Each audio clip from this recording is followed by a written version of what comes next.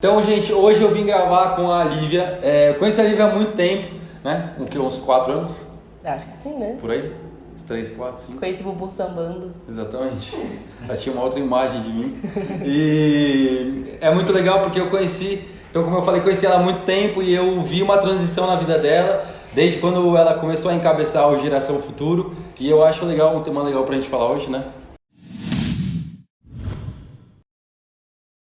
Então eu te acompanho há muito tempo, eu acho que eu peguei uma transição na tua vida. Antes você era uma menina que gostava mais de missão, que tinha esse chamado, esse desejo, mas que não estava no campo, entendeu?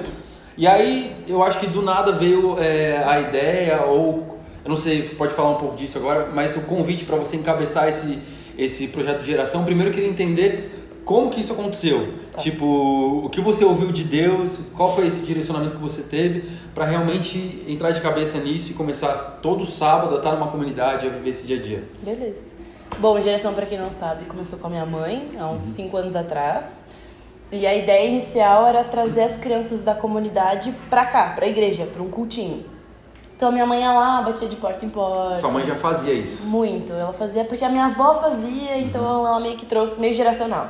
Daí ela trouxe pra cá, então tinha o Ministério Infantil das Crianças, e aí às vezes ela ia lá e chamava as crianças pra vir pra cá. Tá. Conforme o tempo foi passando, ficou muito mais certeiro, assim, intencional. Então a gente ia pra lá pra trazer eles, pra eles virem pra cá.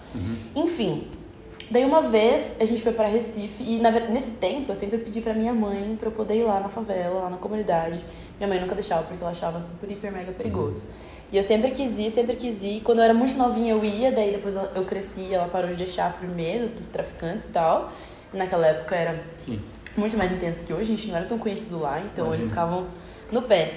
E daí a gente foi pedir e ela não deixava. Daí nisso eu fui fazer uma viagem pro Shores of Grace, do Nick e da Rachel.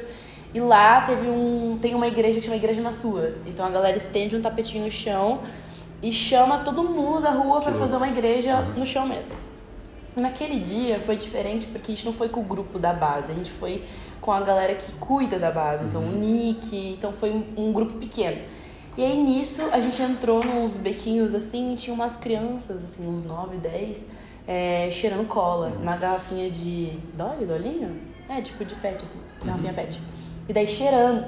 E eu lembro até hoje que eu olhei pro menininho, tinha uns 9 anos, olhei pra ele com a garrafinha assim, baita malicioso, sabe? Você via no olhar dele assim.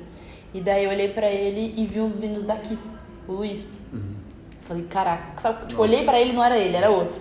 Aquele tô dia, lá, mas tô pensando numa criança. Nossa. Daí aquele dia eu liguei pra minha mãe muito brava, eu tava muito brava, porque eu me sentia impotente e via que tinha uma comunidade carente do lado de casa e a gente tava fazendo assistência. A gente tava assistencialismo, então a gente ia lá, dava brinquedo, ou trazia ele às vezes, e isso começou a matar meu coração. Isso não mudava o caráter do menino? Nada, tipo, a gente só... E acostumava com o presente. Daí eu olhei pro menino e vi um menino daqui, que eu tinha muito carinho por ele. E aí eu percebi, e eu lembro que a galera que ia fazer esse evangelismo, o Nick e tal, eles eram muito constantes. Então o que me constrangeu era ele saber o nome da galera da rua, saber o nome das prostitutas, perguntar, como foi semana passada? É isso então, que muda. Isso me comoveu, porque eu comecei a pensar, o que uma criança precisa? De um pai. Como é que se apresenta um pai aos fins de semana? Como é que se apresenta um pai dando um brinquedo? Não se apresenta. Se apresenta um pai convivendo. Então naquele dia eu fiquei muito revoltada, assim, tipo, uma sensação de injustiça, assim, sabe? Injustiça de falta de amor e tal. E eu tava no mesmo quarto que a Pérola, e eu cheguei em casa, liguei pra minha mãe e falei, se você não... Eu falei assim pra ela, você não deixa eu fazer o que Deus tá pedindo pra eu fazer na minha cidade, Deus tá me mandando pra longe. Eu espero que Ele não tenha que mandar mais longe pra eu cumprir aquilo que Ele tem que mandar, porque você não deixa. Tava muito brava. Daí, não, minha mãe ficou quebrada, porque ela sabia que Deus tava chamando, só que coração de mãe, muito. Coração de mãe e tal, e ela não sabia que teria mais gente que toparia, então na cabeça dela ainda era só eu e tal. Enfim, daí aquilo deixou ela como... Então, até então era só a sua mãe que fazia isso? A igreja não estava envolvida? Então, até certo ponto, assim, a igreja sempre foi muito aberta. A gente recebia moradores de rua, travestis aqui na igreja, sempre foi muito aberta pra isso. Mas quem ia atrás, quem fazia as coisas era sempre minha mãe. Entendi. E daí, nesse dia que eu liguei pra ela, eu lembro que no dia seguinte ela foi fazer entregas de Bíblia, alguma coisa assim, e ela levou alguns jovens. Então, minha mãe tinha uns filmes bons, assim, de proteção com as crianças. Então, aí as coisas começaram a girar no meu coração, porque tanto da Camila, de uma galera também, porque aquilo que a gente pirou nessa viagem, aquilo que a gente viu sentindo nessa viagem, a gente podia viver do lado de casa. E pra mim era muito difícil, por quê? Porque Deus tinha me chamado pra ir pra África desde que eu entrei na faculdade, desde 2015. Então eu não encontrava algo prazeroso aqui em Santo André ainda, sabe? Então, você sempre sair daqui pra fazer isso. Quando eu encontrei sentido na minha cidade, do lado de casa, as coisas ficaram muito mais simples. Legal. O que mais? E daí, nisso a gente começou, quando eu cheguei em São Paulo, a gente conversei com a minha mãe e falou, vamos juntar a galera que queima isso no coração, vamos estruturar. Então, o que a gente pode fazer? Daí a gente se reuniu uma galera que queimava por isso, inclusive uma galera que tava nessa viagem também. E a gente falou, vamos estruturar. E daí a gente começou a sentar e começou a estruturar como a gente poderia fazer. Então, a ideia era fazer visitas, então, cuidar não só das crianças, mas das famílias, da mulher, do homem. Então, hoje, o que a gente faz é muito mais estruturado do que foi o quê? 2 anos atrás, cara? 2 anos atrás. Bastante tempo já. Muito. Hoje a gente tem... Todos os sábados. Todos os sábados. Então, é isso que mudou na nossa cabeça também, essa parada da constância. Hoje, morro de vontade de ir pra praia, amo praia. Sim. E não vou. A gente ia o quê? Há 2 anos atrás, a gente ia muito mais pra praia, a gente dava muito mais rolê, a gente fazia muito mais coisa do que hoje. Só que hoje a gente entendeu, o Shorts tem uma, nem sei como posso falar assim, subtítulo, sei lá. Que é como lema, constância e urgência. Então a gente meio que pegou isso, porque é a nossa essência é urgente, a gente tem que estar lá, isso. E a constância. Então me deixa mal ver igrejas que se movem e se comovem em fazer, sei lá, o dia tal. E daí juntam um monte de brinquedos e levam lá pras crianças e brincam com aquelas crianças, mas elas nunca mais vão ver aquele tio que foi legal pra elas, sabe? Então a gente pega no pé da nossa galera por causa disso. Aquele tio nunca vai conhecer a realidade, nunca vai entrar na casa dela, nunca vai... Não. A gente tem uma história de uma amiga minha, de uma criança que pediu pra ir no banheiro na sala. E daí a professora falou, pode ir no banheiro. Foi no banheiro e fez xixi no lixo da sala. Nossa. A sala inteira riu e tal. A criança foi pra diretora onde já se viu, né? Tipo, tirar a calça e fazer xixi na sala. Daí a psicóloga ficou inconformada, deixou eu entender a história. Foi lá na casa do menino e viu onde é que é o banheiro do menino, no lixo. Então eu não posso querer... Entendi. Entende por que o menino faz isso. Eu não posso. Explicação. É muito fácil trazer as crianças pra cá no domingo e querer que elas sejam bem comportadas, sirvam a Cristo e adorem um Deus Pai, que elas não têm um pai, antes de eu estar inserida onde elas moram. Então, como é que eu exijo um bom comportamento delas se a mãe diz que elas são um lixo? Elas não sabem o que é isso. A realidade delas não é essa, né? Não sabem. E é por isso que a gente tá lá todo sábado, para mostrar para elas que é diferente do que aquilo que elas vivem. Animal. E você falou sobre constância. E você olhando pra você, como que você acha que você consegue se manter constante? Tá. Eu acho que eu deixei de ser inconstante quando eu parei de me fundamentar no que eu sinto por Deus, no que eu faço pra Deus. Porque eu sempre vou ser inconstante. Pequei, eu não vou querer falar com Deus. Pequei, eu não vou ter ânimo pra ler a Bíblia. Se eu olhar pro meu pecado, se eu olhar pro que eu faço. Agora, quando eu comecei a olhar pro que Deus sente pra mim, eu comecei a me tornar constante. Porque eu começo a viver a minha vida com Deus em resposta do que Ele fez por mim. Então eu não sou mais inconstante, porque a inconstância ela se fundamenta muito no que eu faço, no que eu deixo de fazer. Então eu fico uma semana sem ler a Bíblia, uma semana lendo. Só que é impossível não ler, é impossível não orar se eu não respondo ao que Deus está fazendo por mim. Porque é prazeroso, é amoroso e tal. Animal. E assim, para essas pessoas que estão querendo começar um projeto, porque eu sei que muita gente que assiste, elas também estão fazendo uma coisa, elas têm o desejo de fazer algo, todo mundo tem uma palavra de Deus, todo mundo quer trazer o reino para a terra, mas para essas pessoas que estão nesse começo, o que você poderia falar para elas não desistirem? Porque num projeto, quando você começa alguma coisa, seja uma ONG, projeto social, um ministério dentro da igreja, tem fases, né? E tem fases que parece que está muito lindo, mas tem fases que ficam difíceis, que é muito osso. E como que essas pessoas elas continuam nessas fases que estão osso e que talvez que os frutos no projeto, se não é na vida pessoal, mas no projeto não aparecem, sabe?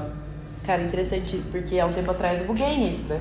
De meu Deus, a gente teve fases assim sinistras e daí chegou uma fase que eu comecei, mano, tô me sentindo super impotente. E não, parece que nada do que eu faço deu umas piradinhas assim, e daí eu conversei com uma amiga minha e ela falou assim, começa a olhar por um. E aí tem a famosa RAI, né? Exato. Parar por um. Então quando você, mesmo que você tenha um baita de um projeto ou um projeto pequenininho, se você sempre parar por um, você olhar o fruto de um, você não vai conseguir desistir, porque é por essa pessoa, por essa criança que você tá fazendo. Então hoje quando a gente olha, a fato da Consul de ter ajudado a gente na casa da Andrea é exemplo disso, sabe? Então a gente vê frutos mínimos, a gente vê, pô, tem uma menininha lá chamada Sofia. A bichinha era brava. Hoje ela completamente sorridente, fofinha. Então, toda vez que eu penso assim, em desistir, tá osso, tá ruim, é só abrir um videozinho no rolo da câmera dessa menininha sorrindo e você fala, não, ela mudou. Se for pela Sofia, o jeito dela é diferente. A gente não pode olhar pro fruto pronto, né? A gente vai ter que olhar e pensar, pô, sementinha. Isso. E a sementinha talvez eu nunca vou colher, sabe? Mas e não tem problema também. Não. Você não colher. O problema é que a gente quer ver, entendeu? Isso, né? E acho que as pessoas desistem por causa disso. Elas plantam a sementinha e elas querem, vamos rápido, porque a criança não para de pirar, porque a criança ainda tá mal se comporta. Mas, meu, às vezes nem você vai ver essa criança bem. Às vezes, é isso. Sei lá, vai saber o homem que o menino vai se tornar, a mulher que a menina vai se tornar. Talvez você nunca vai ver. Sim. Animal. E você não faz pra ver. Nem. Você faz por outro motivo. Moisés não viu a terra prometida. Exatamente. Lá em Hebreus 11, quando fala sobre vários heróis da fé, a maioria deles não viram fruto. Tipo, morreram antes mesmo. Pois é. Morreram. Abraão não viu que ele foi o pai de multidões. E minha mãe acredita muito nisso. Ela fala que ela vai ficar bem velhinha e as crianças da comunidade vão lá levar ela pra tomar café. A gente acredita nisso, porque tem umas crianças, tem uns meninos aqui que hoje estão no louvor, o Davi que faz teatro, faz tudo, o Maciel se batizou esses dias. São meninos que são de lá. Hoje eles são proativos na igreja, absurdos, assim. Então, assim, lá 5 anos atrás, sua mãe, igual você falou, sua mãe, ela levava esses alimentos e tal, e teve esse momento de transição, e hoje vocês fazem um trabalho de gastar tempo com as pessoas, com as crianças da comunidade, de entender a realidade delas, mas hoje vocês têm um número, tipo, quantas pessoas estão ajudando nisso e quantas pessoas estão recebendo essa ajuda? Vocês têm mais ou menos essa ideia? A gente tem uma ideia, mas a gente não sabe se a ideia que a gente tem é de fato real. Então, qual que é a ideia, né? A gente dividiu em setores, então a gente dividiu área de visitas, área de cesta básica, projeto de intervenção com as crianças, que mais tem futebol, esporte. Então a gente dividiu por áreas. Cada área tem um número de voluntários. Então esse é o primeiro ano que a gente está experimentando abrir pra galera de fora. É o primeiro ano que a gente tem uma equipe, uma camisetinha. A gente não tinha essa camisetinha. Então, e como é que tá isso? Como é que tá isso? Então tá muito massa. A gente percebe que tem uma galera assim que a gente... As pessoas que a gente não imagina são as que mais são fiéis. Mas a gente percebe que muita gente vê que não é aquilo que a internet mostra e vaza. Então, assim, eu acho que depois de toda essa experiência que você teve nessas inscrições, você teria algum conselho para dar para pessoas que estão procurando um projeto, pessoas que estão procurando algum caminho para servir, para ser missionário, enfim? Então, com a experiência que a gente teve agora com essas inscrições, deu a entender até tudo que eu falei, que eu tava super criticando a galera que saiu. Mas tem o outro lado de que muita gente saiu porque entendeu que havia uma necessidade de onde eles estavam, sei lá, numa comunidade perto de casa, da casa deles, ou na própria igreja. Então, eles preferiam fazer o que estava perto deles do que ir pra longe. Então, eu lembro que quando Deus me chamou pra ir pra África, Deus falou assim, você tem 5 anos no Brasil. Eu orei, falei, Deus, então me dá um motivo, uma razão pra eu amar estar onde eu estou. Daí aconteceu isso. Então eu acho que não adianta você ir pra um lugar longe, sei lá, não precisa ser só necessariamente África, mas sei lá, Piauí e esses outros lugares que a galera costuma ir, se você não faz nada pela tua casa, você não faz nada para as pessoas que estão perto de você. Então a dica que eu dou... Você vai entregar quando você chegar lá. A dica que eu dou é tipo assim, hoje eu consigo ir pra África e levar as músicas das crianças daqui. Top. E fazer as dancinhas. Então eu acho que o conselho que eu dou é faça na sua casa, faça para as pessoas que estão perto de você, para a comunidade do seu lado.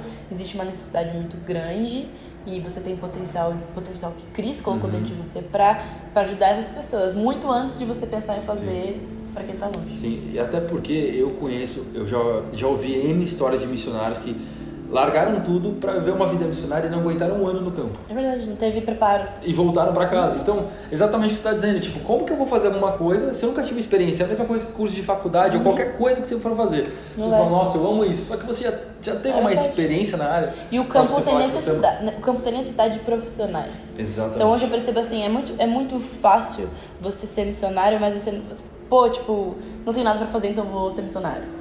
Só que Não é isso. precisam de médicos, precisam de engenheiros, precisam de arquitetos, precisam de psicólogos. Então, eu acho que é você entender o seu chamado missionário e fazer uma faculdade pra isso. Cara, animal. Eu conheci uma menina lá na Inglaterra de que ela tá estudando japonês pra levar pro campo. Nossa, que louco. Então, você percebe, cara, ela não Dá pra tá fazer só... muita Não é coisa. um lazer, não é um hobby. Sim. Ela quer levar alguma coisa pra ele, isso. sabe? Eu acho que isso é importante. É isso, top. Top, gente. Se você assistiu até aqui, deixe o seu joinha, comente, compartilhe com as pessoas, porque eu tenho certeza que muita gente precisa ouvir tudo isso que a gente falou, né?